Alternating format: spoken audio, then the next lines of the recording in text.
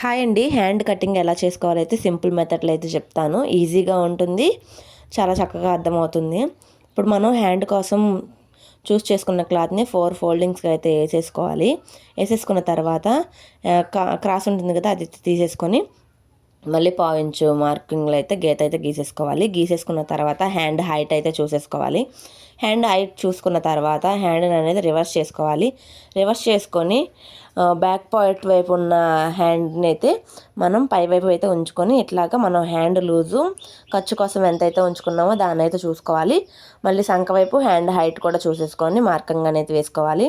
ఇప్పుడు మనం సంఖ డౌన్ దగ్గర బ్యాక్ సైడ్దే మనం కొలిచేసుకొని అయితే నేను చూపించిన విధంగా పెట్టేసుకోవాలి. పెట్టేసుకున్న తర్వాత సంక లూజ్ కోసం హ్యాండ్ని ఇలాగైతే ఫోల్డింగ్ చేసేసుకొని అయితే పెట్టేసుకొని ఇట్లాగా మనం మార్కింగ్ వేసుకున్న దాన్ని ఇలాగైతే గీసేసుకోవాలి. గీసేసుకున్న తర్వాత సింపుల్గా మనం హ్యాండ్ షేప్లో అయితే చేసేసుకొని మార్కింగ్ అనేది వేసేసుకొని కట్ చేసేసుకోవాలి. ఇలా కట్ చేసుకుంటే హ్యాండ్ కటింగ్ అనేది తొందరగా ఈజీగా అనేది వస్తుంది.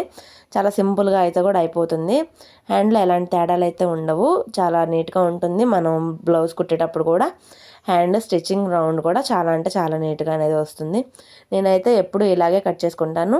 అది సింపుల్గా మీకు అర్థమయ్యేటట్టు చెప్పడానికి అయితే ఈ వీడియో చేశానండి. అలా చేసిన తర్వాత ఒక 1/4 ఇంచు లోతుకైతే ఫ్రంట్కి మనం ఇలాగా మార్కింగ్ వేసేసుకొని అయితే క్రాస్ తీసేసుకోవాలి.